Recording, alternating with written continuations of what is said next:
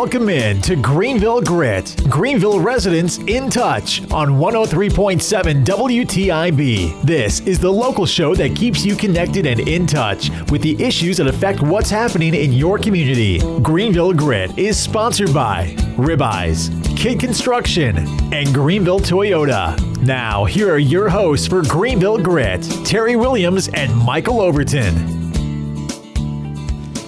Good evening and welcome to Greenville Grit. I am Terry Williams. And I'm Michael Overton. Hey, Terry, Michael. hello. I'm Good glad to see you today. I'm glad to see you too.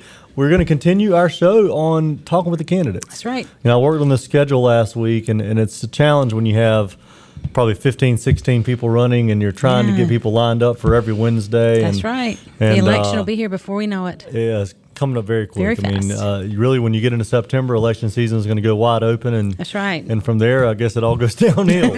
So we have Rose Glover on today. Rose is District 2 City Councilwoman for the City of Greenville. Rose, thank you for coming on the show. Thank you. Thank you all Look for forward having me. to getting in conversations. We always thank the sponsors that allow the show to go on. So thank you, Greenville Toyota, for your continued support. If you're looking for a new Toyota or Scion or a new used car, go see Craig Goess and the Greenville Toyota team. You can visit them on the web at greenvilletoyota.com. Visit them in person across from Fresh Market on Memorial Drive, or call them up, 321-3000. Also, the Overton Group Real Estate Professionals, serving all of Eastern North Carolina in commercial real estate leasing, sales, business brokerage, property management, and residential brokerage, and Ribeyes. Ribeye Steakhouse. Have you had a chance One to of go my to Ribeyes yet? favorites. Yes, I love it. It is wonderful. Make sure you support them. They're the corner of Fire Tower and Arlington Boulevard for fantastic steak and a great atmosphere and a wonderful salad bar. Go visit them. They also have a location in Williamston. Yeah, you need to like them on Facebook because they've got some new club going, and if you like them, you get a free shrimp skewer or something like that. I saw it on I have to check Facebook. that out. Anything free. Check it That's out. my favorite That's word. right. It's the first word I taught my kids, too. That's right. Free. Nothing, We're going to do a little nothing bit of a is different free. setup because you're going to have to kind of bow out. That's so right. Once you and Dennis Mitchell's going to replace you in a few minutes. We haven't right. had Dennis in a long time. No, we haven't. Looking forward so to it'll be that. interesting to see how I might have to switch places in case he gets Rose too wound up. But Rose, I think before we started, you've been doing this now for this will be 15th year. 15th year. So you're about to go on your 8th term. Mm-hmm. So give us some background for people who really, they've heard your name for years. You have been, if there could be one person who is absolutely stuck with their district and fought for their district, it would be you. There's no doubt about that. But give us some history of you and how you got to Greenville, where you may be from here, and how you got to where you are today. Well, I grew up in rural Pitt County and Edgecombe County, where I was born in Edgecombe County, and mostly spent most of my years in Pitt County. And I worked at the hospital supervising the EKG department for 10 years. Wow. And I left the hospital when the medical school came because my kids were growing up and I wanted to be at their functions, the band, the football, and all of that. So I left the hospital and I went to the medical school, and I stayed there for 27 years. Wow. So I retired in 99 from the hospital, and I have two sons. One lives in Northern Virginia, one lives in Raleigh and Durham, and I'm very proud of them. My husband, who's the love of my life for 48 years. Wow. That's awesome. And we are just enjoying being seniors and being alone now. And so I just had my 65th birthday. Wow. And so we're still celebrating. I think I got a few more days to celebrate. I celebrate the so. whole month. I think that's a great idea. I thought when you got older, you didn't want to celebrate even the day. No, but- you want to Yeah. celebrate them more. Well, enjoy Yeah. life. That's the way to go. Yeah, and I did pediatric cardiology at the med school for that 27 years, and I thoroughly enjoyed it. Enjoy the patients. I really miss my patients, and matter of fact, a lot of them keep up with me. Oh, good. Well, you have, for 15 years now, been a very public figure, and again, a huge advocate of District 2 and the city. So tell us, why are you continuing? What's your interest in continuing, and what do you, there's two questions here, that, but also, what would you like to see in the next 2 years? Well, whenever I just think that maybe it's time for me to stop and start to grooming someone to take my place, because I certainly would like someone that has the same compassion I do for the community and for the city. And if I could, and every year, like the last election, I was asking God, is it time yet? And nobody ran against me. And this year, I asked him the same thing, and nobody ran against me. So those are my answers. And the reason why is because I look at this as part political and part mission, because there's so many people need help in our community, and I would love to just be able to do all that I can for them. And I also get calls from all over Greenville, from different people, different neighborhoods, and they ask me, well, I've called my council person and they haven't showed up, so you said to call you on TV that you would help anybody in Greenville, so I want you to come and help me with this situation. So, I built a relationship with people all over the city, and I try to just, this is something that I'm very, very serious about, because it's people. And I want to make sure that all people have the same rights, and that we're looking after all of the citizens in Greenville, not just, the ones that don't need us as much, because I have from the poorest of the poorest to the richest of the richest, and that's what I tell people, because I have Star Hill Farms in my district as well. I'm Brian Kitchell's councilwoman. He always remind me of that. And so, I have to make sure that the ones who can't articulate or speak for themselves have a voice. That's right. And that has always been my goal, to make sure that they have a voice as well as everybody else in the That's city. what I've admired about you. You will speak up, and you will take a stand and stand on it. And I like that. I like to hear I can depend on you to say and do the right things, and that means a lot to me as a citizen. Yes. And, I'm not popular with my colleagues, so I'm not there for a popularity contest. I'm there to make sure that I advocate for people, and especially our citizens. I'm a person that thinks if we don't have to raise taxes, then we don't need to raise taxes. And I'm really against raising taxes, especially on homeowners when they are already stressed out as they are already. And, because when they look at the figures, they say, well, it won't cost but $188 a year for someone in a $100,000 house or $200,000 house. But you have to think about the people who live in my district. Even $100 or even $1 is valuable to them, especially the seniors, because they worked way back when, and they're not getting a whole bunch of Social Security money. Right. A lot of them have to have Social Security supplemental monies from DSS. So it's very, I have to make sure that they are taken care of, because I get people call me all the time and say they don't have enough money for their medicine, and they don't have enough money to buy food. And I think it's really a shame how social services treat our seniors. It's ridiculous. You're there, and you've got bills to pay and things to do, and they give you $15 worth of food stamps. And I'm saying, hey, don't even bother to go up there. I'll give you $20 if you need it or more.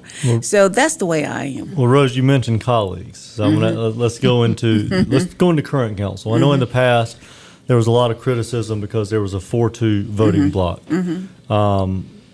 Now there still seems to be a 4-2 voting block, but you and Candy seem to be on the low end of that voting block most of the time.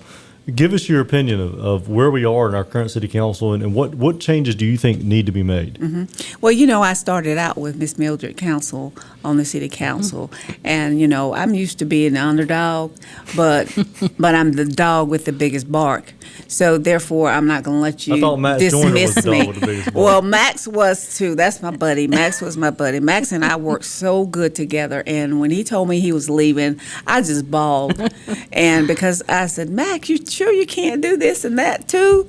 Because he really, really helped me out a lot. Max didn't mind coming into my community and helping me with situations and getting things done. He'd get out on the street and walk the street with me, and people were hollering, hey, Max Ray, because, he went to school with a lot of the people in the community. That's so everybody knows him. And, but, it's okay to have 2 to 4 block, but to see how it is so calculated Right. And, they know already. They've already talked to each other. They never talk to us. They always talk to each other. Unless you call them, you don't hear from them. And so there's no cohesiveness there. There's no compromise. There's no compromising once. I guess they said, well, that was the same thing when you all had the 4 voting block. But the thing about it is that if you don't have anything to offer to the community except greenways, dog parks, and taxes. Oh, don't forget the taxes.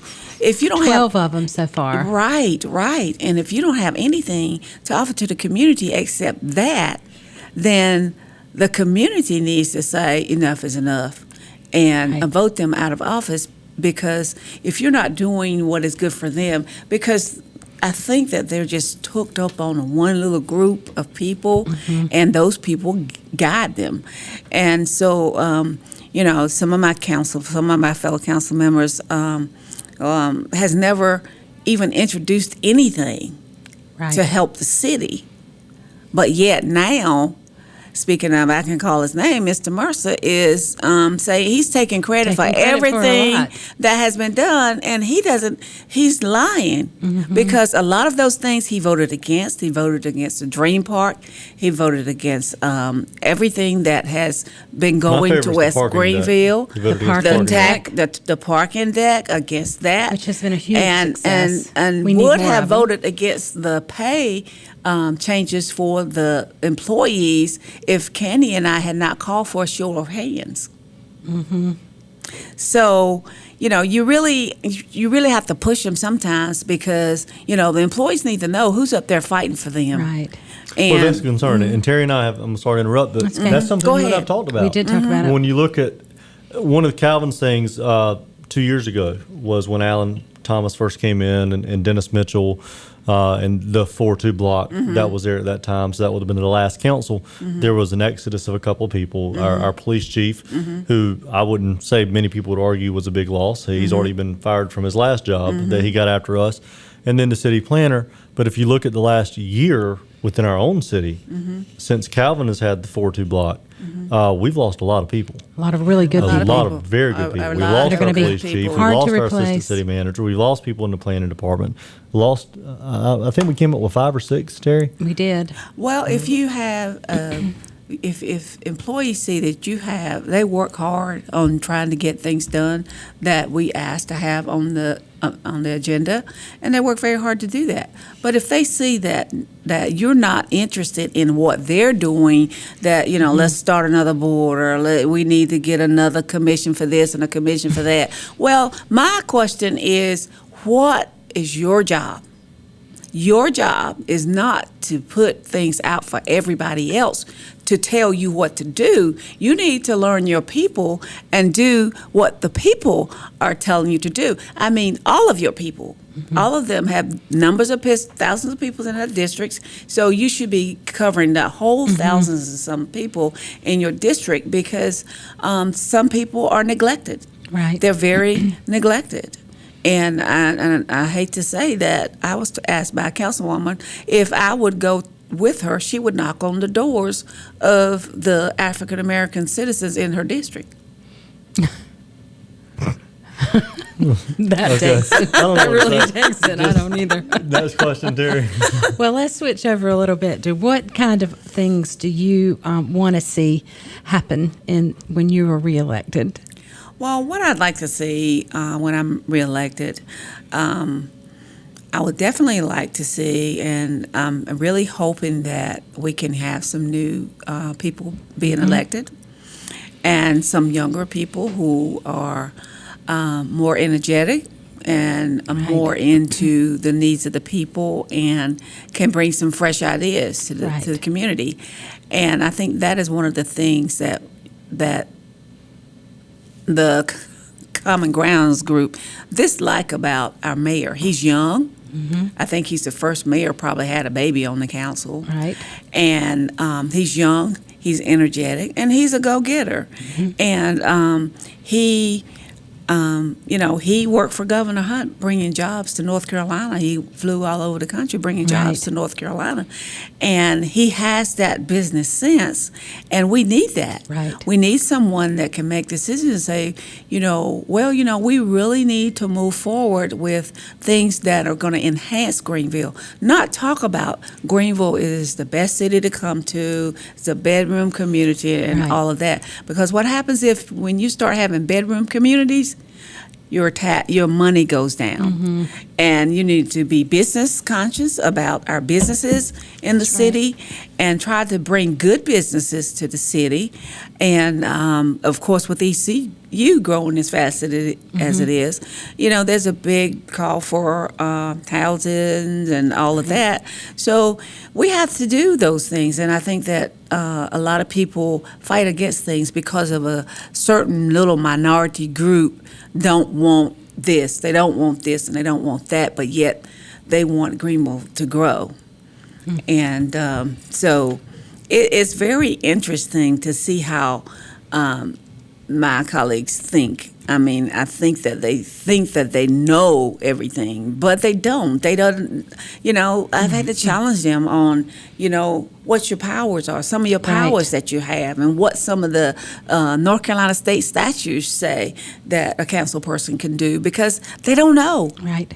They do not know. So we've had to challenge them when we were doing the employees, about the employees. They said, well, that's I don't need the book because I'm not interested. I don't need to meet with you. You don't need to give me a workshop on it. But that's one of the things that you do is make how sure. can they make the right decision if they don't have all the information? If you don't have all the information. Because if you're going to have to vote on it regardless. To who do it, you're going to have to vote on it. So you should have all the right information. But if you're told how to vote, yes, you don't really need to worry. You don't need to worry about it, really. I think it's a good time to take our break. Okay. So we're going to take our commercial break. We'll come back. Again, Terry's got to bow out, but we're going to be replaced by Dennis Mitchell. So we'll be back in 2 minutes.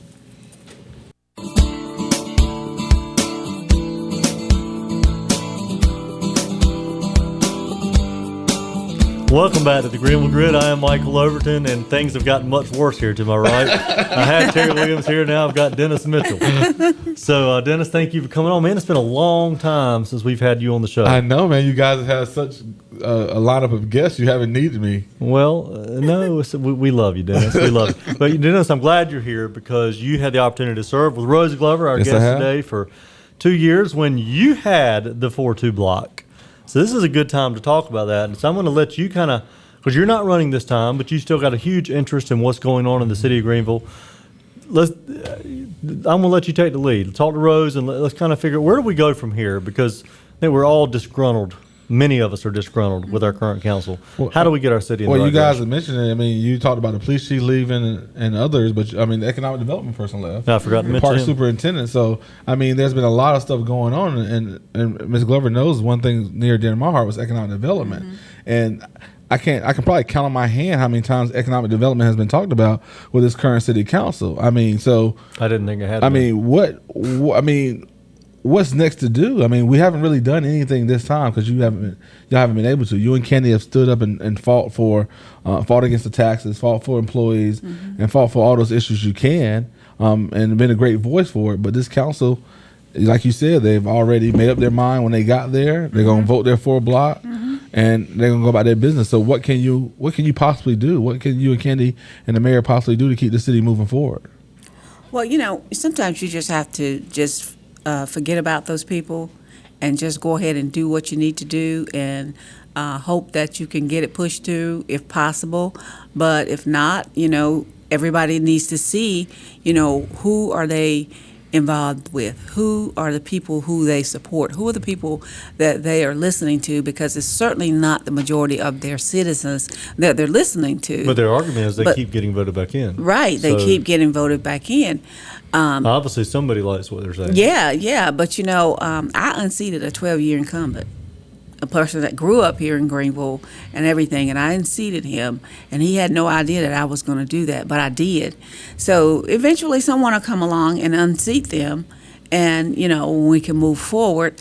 And there's some things that Candy and I have got to put it out there, who we support and how we support them, and let them know that we're speaking for the majority of the voices of our citizens, and let them do what they want to do, because the citizens will see this. When you raise taxes 12 times and one of them is not even affecting you yet, the 2016 one I haven't even hit you There's yet. actually two of them are hitting 2016. Yeah. So if all you can do is raise taxes and not figure out how to come up with an idea how you can help make money and help do our infrastructure. They want to build these things, but you've got to have a good infrastructure. A city has to have a good infrastructure, good roads for people to want to come here.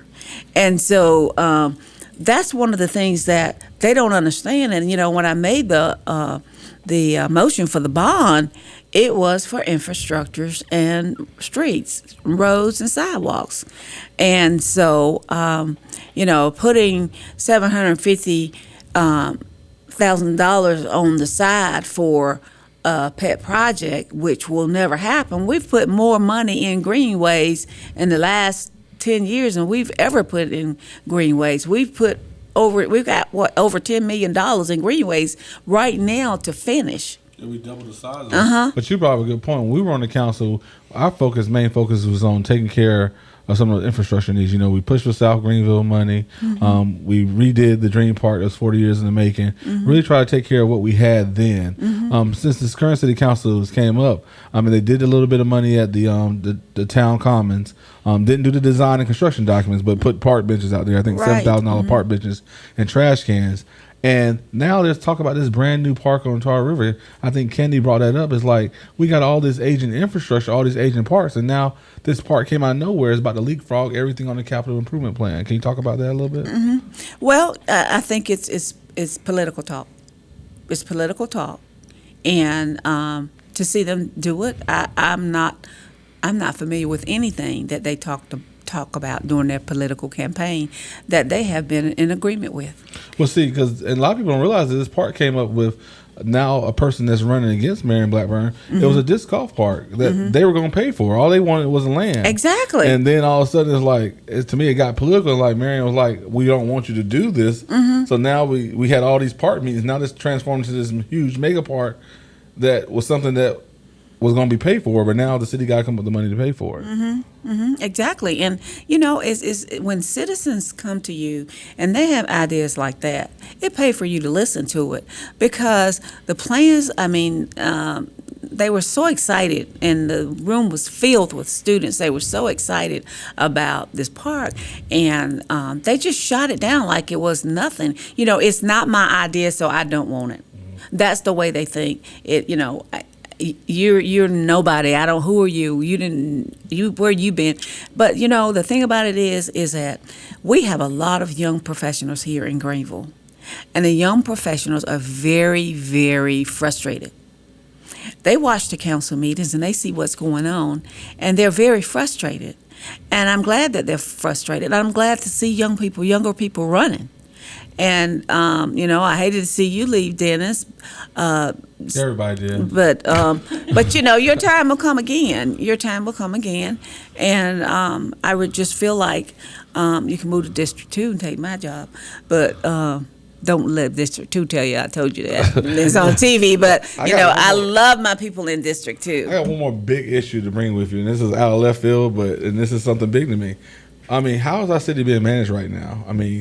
You got a city manager. You have no assistant city manager. I think Chris Padgett left in January. So the police chief left around that time. We have no economic developer, no park superintendent. Who's doing all the work in the city of Greenville? And if one person can do all this job, I'm assuming the city manager, then why hire anybody else to do all the jobs? So well, that's the thing about it, Dennis, is she can't do it all. She cannot do it all. She's been aggressively interviewing. I think she has made an offer to a chief, and hopefully we'll have a chief soon.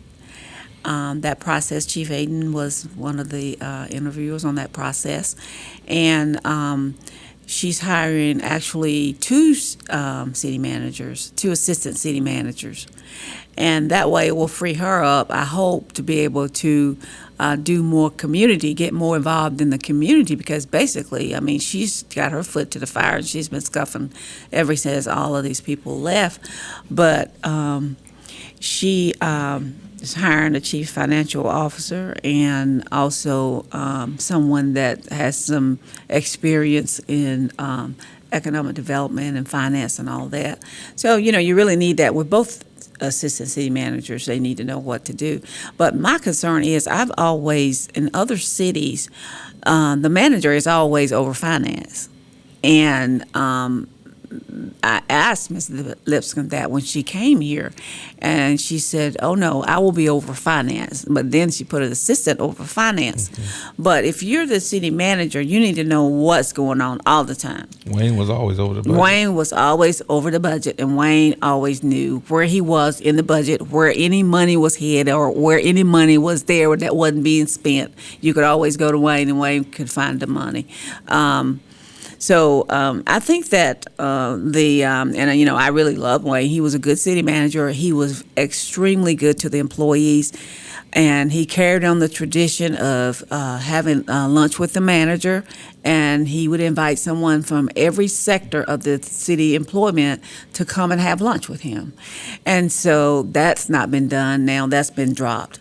So we have to make sure that we are moving in a aggressive situation, even though we may get stuck again, too, but that we're moving in an aggressive situation and we're putting it out there because and we're going to have to cuss you off, Rose. No, go ahead. Tell you, don't go ahead. But thank you for coming on. Make sure you vote for Rose Glover, District 2. There's no one else to vote against, so vote for Rose. And thank you for coming on. So thank you for joining in Greenville Grit. Thank you for having me. me. Until then, we'll see you next week.